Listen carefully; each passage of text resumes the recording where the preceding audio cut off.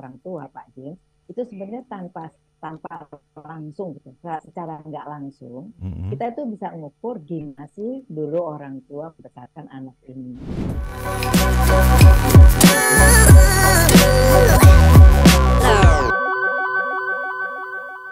Ya, di talk show parenting kali ini dari Dear Astrid, kita bicara tentang anak jahil, apakah pertanda ADHD atau cari perhatian. Dan kita sudah membicarakan berbagai hal tadi di awal tentang tema kita pada kesempatan kali ini. Ibu Astrid, saya mau tanya nih Bu ya, tapi sebelumnya saya masih mengundang kepada sahabat Sonora, silakan.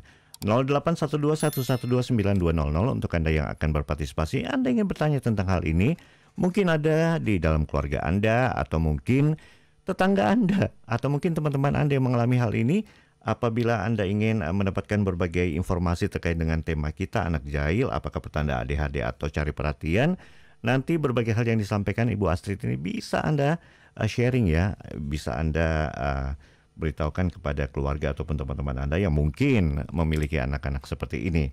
Ibu, kalau tadi sudah kita bicarakan tentang bagaimana anak-anak yang jahil ini, kemudian juga cari perhatian atau ADHD.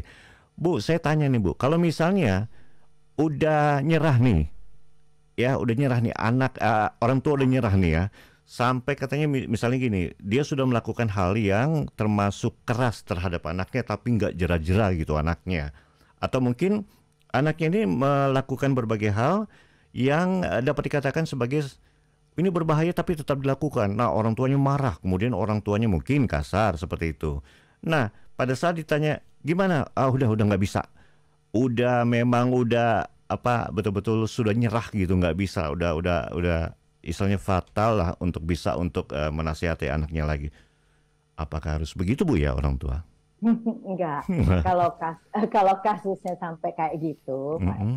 Pak James, itu berarti ada di depannya. Jadi ini anak tertentu ya, dia bisa melawan orang tua itu pasti udah agak besar anaknya kan. Mm-mm. Jadi artinya ya balita masih 5-6 tahun bisa sudah ya. Bisa. Nah, jadi sudah bisa. Nah, itu kita dulu gimana gitu kan? Mm-mm. Karena bagaimana anak bersikap terhadap orang tua Pak James itu sebenarnya tanpa tanpa langsung gitu, secara nggak langsung Mm-mm. kita itu bisa mengukur gimana sih dulu orang tua membesarkan anak ini. Ya. Saya tuh kadang-kadang ya kalau ngomong begini, saya suka suka inget sama omongan teman saya gitu ya. Mm-mm. Dia, aduh kalau psikolog itu mesti aja kalau ngomong anak-anak orang tua yang nyalain kan gitu ya. Nah, Teman saya betul. dulu ada yang ngomong gitu sama saya. Ya, saya bilang loh, kalau saya pengalaman saya di lapangan, walaupun saya bukan psikolog anak, tapi Mm-mm. beberapa kali ada keluarga yang menginginkan saya membantu mereka untuk menangani anaknya.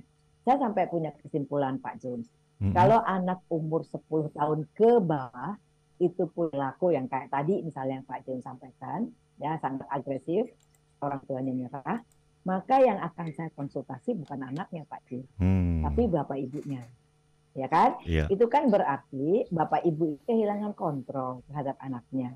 Nah, gimana sih bapak kehilangan kontrol terhadap anak? Oh, bapak ibu udah lahir lebih dulu, anaknya Mm-mm. juga dilahirkan dari dia, ya, dibesarkan dari bayi sampai dia seumur itu kedua orang tuanya. Nah, gimana anak bisa jadi gitu agresif sampai orang tuanya nggak bisa menangani, kan gitu. Mm-mm. Nah, jadi kalau misalnya ditanya sama saya untuk kasus itu, saya akan tanya sama Pak Jen berapa umur anaknya. Kalau misalnya anaknya di bawah 10 tahun, saya akan bilang, oke, panggil orang tuanya, kita bicara sama orang tuanya. Nah, kemudian mesti digimanain? Ada proses psikoterapi. Mungkin juga mesti coaching, mungkin Mm-mm. juga mesti mentoring.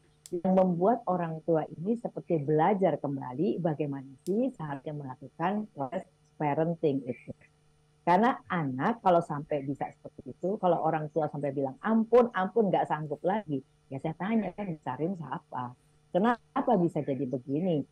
Kenapa anak itu bisa nggak nurut sama orang tua?